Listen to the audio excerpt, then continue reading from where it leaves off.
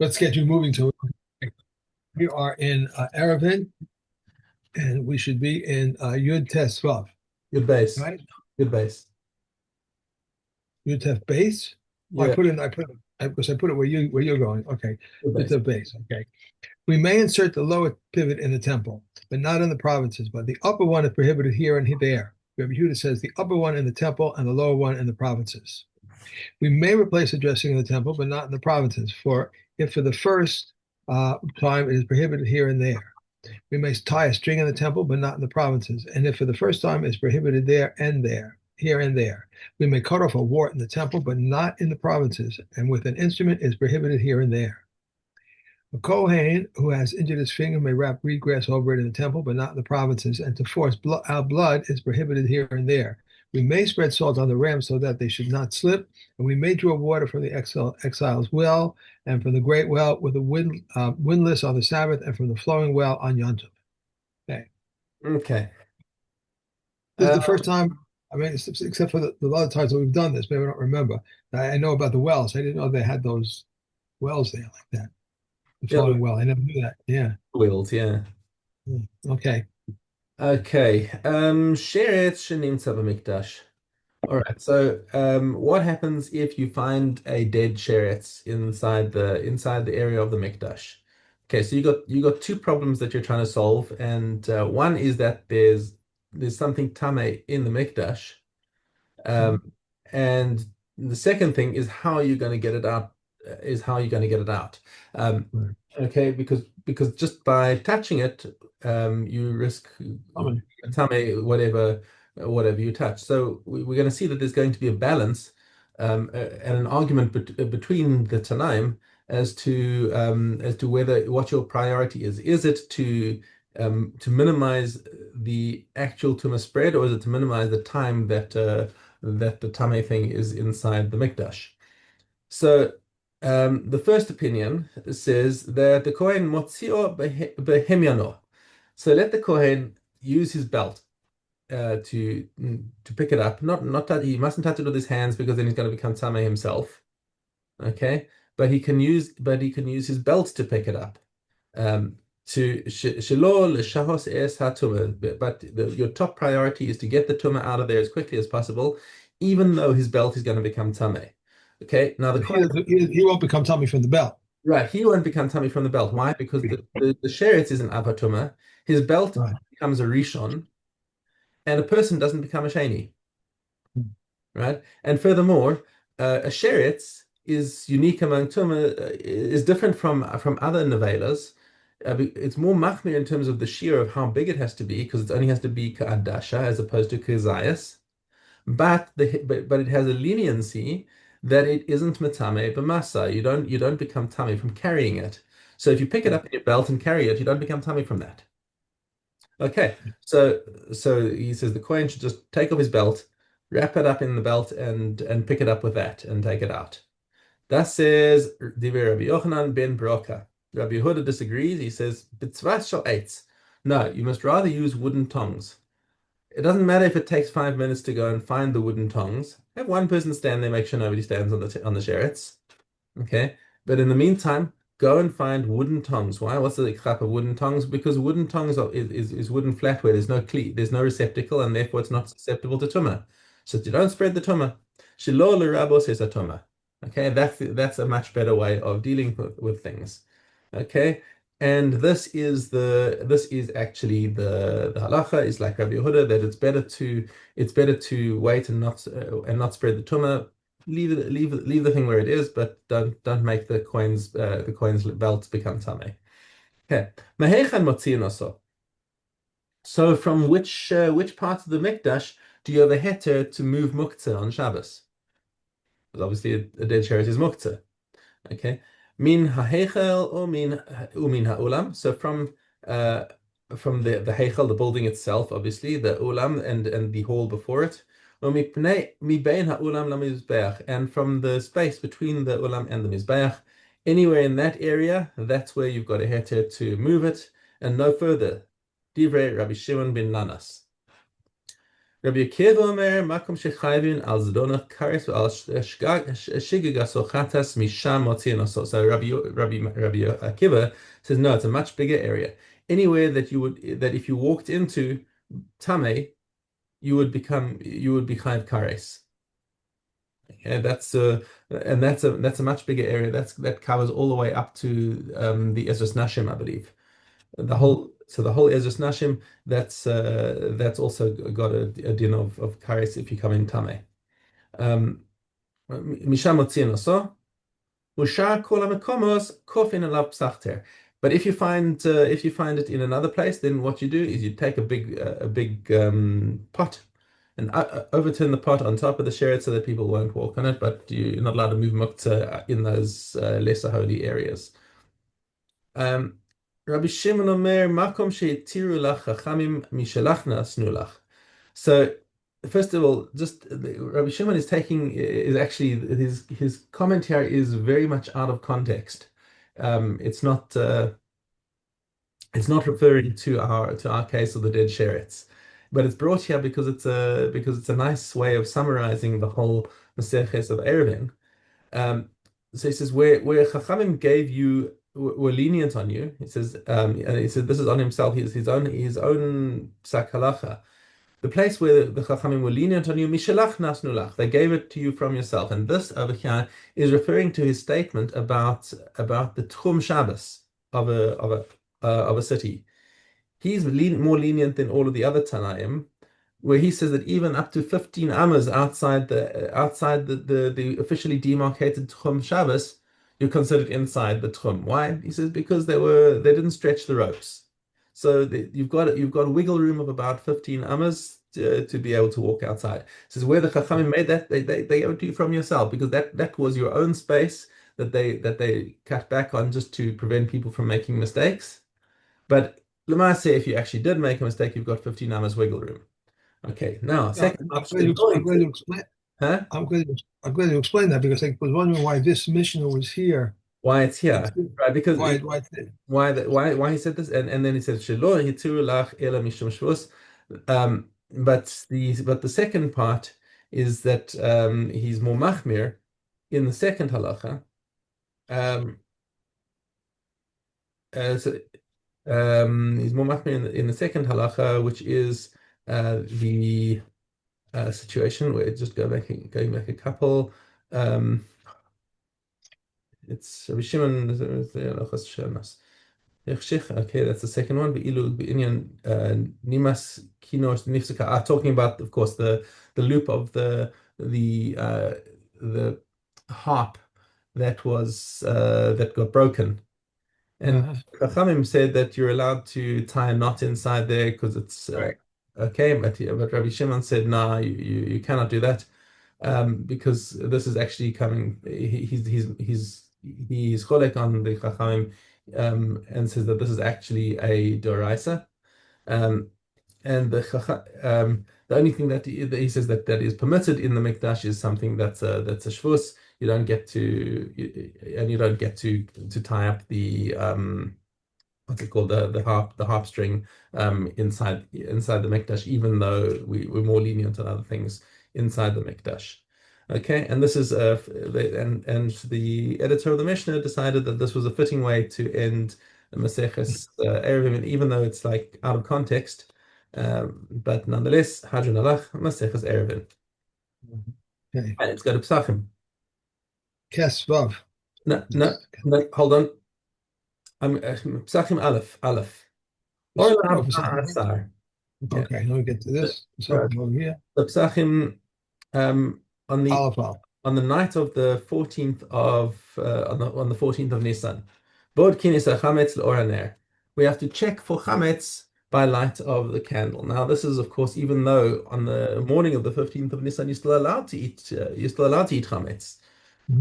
But we have to check at night. Why? Because we want to do this by candlelight. Because candlelight focuses your attention on a specific place. Okay, and even if you actually forgot to do the bedika on the night of the 14th, you still have to do the bedika on the morning of the 15th by candlelight, even though it's light of day. So you'd still have to go around with a candle to Your focus focus your is on right. attention on where you're looking. Okay. כל מקום שאין מכניסין בו חמץ, אין צריך בדיקה. But if it's a place where you don't generally bring chametz, then there's no need to check it. You don't have to drive yourself crazy. Okay. ולמה אמרו שתי שורות במרתף? So what is the situation of two rows in the cellar that we know that the Mishnah starts from the assumption that everyone's heard the saying that people say you got to check two rows in your wine cellar. Okay, makom shemachnisin bo chametz. Okay, that's only if your wine cellar is a place where where you're habitually bringing chametz down, like you're having your supper, and while you're having your supper, you're going down and getting some wine, and carrying bread in your hand to go and get the wine. Now the argument is, what does it mean shtei shuros? Beis Shammai omrim shtei shuros al pnei kol hamartef. That means two rows across the entire cellar, which means you've got your barrels that are stacked in rows and columns and in 3 dimensions. Okay. Yeah, they have a nice picture over here. Yes. Okay. So Beis Shammai, I can't see it. You need to Oh, read it higher. there it is. Right. So there you go. Beis Shammai is on the right hand side, and Right. and Okay. Beis Hillel's on the left hand side, where you have Oh, to. this is right. Oh, all right. This one says according to Rabbi Yochanan, and the one says according to Rabbi Yehuda. Oh. Title says Beis Shammai, but then underneath it, where the rows are, Oh, is that the opinion? Argument about what does Beit Shammai actually mean by this? Right. So statius al pnei kol hamartef. Okay. Right. So I didn't have that argument in my commentary. See that? Yeah, that's not mentioned. But basically, like the shape. He mentions it in the commentary without attributing it to the Tanaim. It says you check the rows of the that are facing the entrance from the ground up to the ceiling, and the second row behind it as well. And that's what's called the two rows. But there's another view that also he has to check the top, the whole top of the cellar. Beis Hillel omrim shtei shuros hachitzonos shehen ha'elyonos. Only the top two rows that are facing the entrance. In other words, places where the person walking in carrying bread might have been likely to put the bread down. yeah. So something that's at a convenient height for him to put down, and at a convenient reach for him to put down. So again, Beis Hillel is more makil. Mishna base en choshishin shema gera chulda mi bais le bais mi makum la makum. So this Mishnah in a word is do not be neurotic. Um, if you got a house that was checked and another house that wasn't checked, and they weren't um, so he's going from one house to the other, and somebody saw a mouse running from one to the other. He doesn't have to say, "Oh, maybe that mouse was carrying chametz." Or even if he doesn't say, like, even if he doesn't see it, like, he might be worried that there's an infestation of mice and there's reason to believe. Don't worry about it. Just go and check the one that hasn't been checked, and forget about the possibility that a mouse dragged one back into the one that had been checked. Okay, or from place to place. In Cain, then because if you start worrying down that line, there's ein sof davar. You're not gonna Go down a rabbit have to hole. start thinking about this worry and that worry, and you drive yourself nuts. Don't worry Right. about it unless you actually saw a mouse taking a piece of chametz into your house that you'd already checked. Now you got to go and check. But Okay. unless you have reason to believe it, don't drive yourself crazy. Okay. Okay, All right. back to Tomorrow are we gonna start with the last mission in Eruvin and then do the first two again? that's correct. That's correct. Okay. The We Chazar. can make sure. Okay. We'll go back to Shabbos, Eruvin now, Yeah, and we should be in Chet Vav. yeah. If a cistern is between two courtyards, we may not draw water from it on Shabbos unless they made a partition for it 10 tefachim high, whether above or below or within its walls. Rabbi Shimon Gamliel says, Beit Shammai says below, but Beit Hillel says above. Rabbi Yehuda said a partition should not be more effective than the wall that is between them. If a canal passes through a courtyard, we may not draw water from it on Shabbos unless they made a partition 10 tefachim high at the inlet and at the outlet. Rabbi Yehuda says the wall over it is considered a partition, and said Rabbi Yehuda, it happened that there was a canal in Aval which drew water on the Sabbath upon the ruling of the sages. They answered him because it did not have the minimum dimensions. If a balcony is above the water, we may not draw water from it on Shabbos unless they made a partition 10 tefachim high for it, either above or below. Similarly, two balconies, one above the other, if they made a partition for the upper one, they did not make one for the lower one. Both are prohibited unless they make an Eruv. Okay. Over here. Shabbos. And we have Aleph. A man may pick up a son although there is a stone in his hand, or a basket although there is a stone in it. Similarly, we may remove contaminated truma together with uncontaminated truma, or with ordinary food. Rabbi Yehuda says we may also remove one part of truma from a mixture with 100 parts of ordinary food. A stone which is on the opening of a cask, one may tilt it on its side so that it falls off. If it was among the other casks, one may lift it and then tilt it on its side so that it falls off. Money which is on a pillow, one may shake the pillow so that it falls off, and if there was filth on it, he may wipe it off with a rag. If it was made of leather, we may pour water on it till it disappears. And Shammai says we may pick up bones and husks from the table, but Rabbi Hillel says one must pick up the entire table board and shake it. And we may remove from the table even crumbs less than the size of a chazayas, as well as the pods of chickpeas and the pods of lentils, because they are animal fodder. A sponge, if it has a leather handle, we may wipe with it. If not, we may not wipe with it. And the Chachamim, however, say in either case, it may be moved about on Shabbos, and it is not susceptible to tumor contamination. Okay. And Ma'aser Sheni, we have Gimel. If one has money in Yerushalayim and needs it, and his fellow has produce, he can say to his fellow, "This money is in exchange for your produce. This one eats his produce in a state of cleanness, and the other one can use his money for any purpose. But he is not to say so to an Amaretz, except for that of Demai. But produce in Yerushalayim and money in the country, he may say this money is in exchange for that produce, and money in Yerushalayim and produce in that country. He may say the money is in exchange for that produce, provided the produce is taken up and eaten in Yerushalayim. Money may be brought into Yerushalayim, but may be taken out again. The produce brought in may not be taken out again. And Reb Shimon ben Gamliel said produce brought in may also be taken out again. Okay. Nida. Okay. Hey, Chet. What are her signs? Rabbi Yossi Agili says from when a crease forms under the breast. Rabbi Yehuda says from when the breasts hang down. Rabbi Azai says from when the areola darkens. And Rabbi Yossi says from when the breast is large enough that one shall put his hand on the nipple and it sinks in and delays returning it to its original position. In the case of a 20-year-old female who has not brought two public pubic hairs, she shall bring proof that she is 20 years old, and she must exhibit the signs of it alonis, and then she neither performs chalitza nor is taken as a Yevon wife. In the case of a 20-year-old male who has not produced two pubic hairs, he may bring proof that he is 20 years old, and he must also exhibit the signs of his iris, and then he neither performs chalitza nor takes his brother's widow as a Yevon wife, and these are the words of Beis Hillel. Shammai says the aforementioned rulings apply to this female and to that male when they are 18 years old. Rabbi Eliezer says the law of the male accords with the opinions of Beis Hillel, and the law of the female accords with the opinion of Beis Shammai, for the woman hastens to come to assume physical maturity before a man.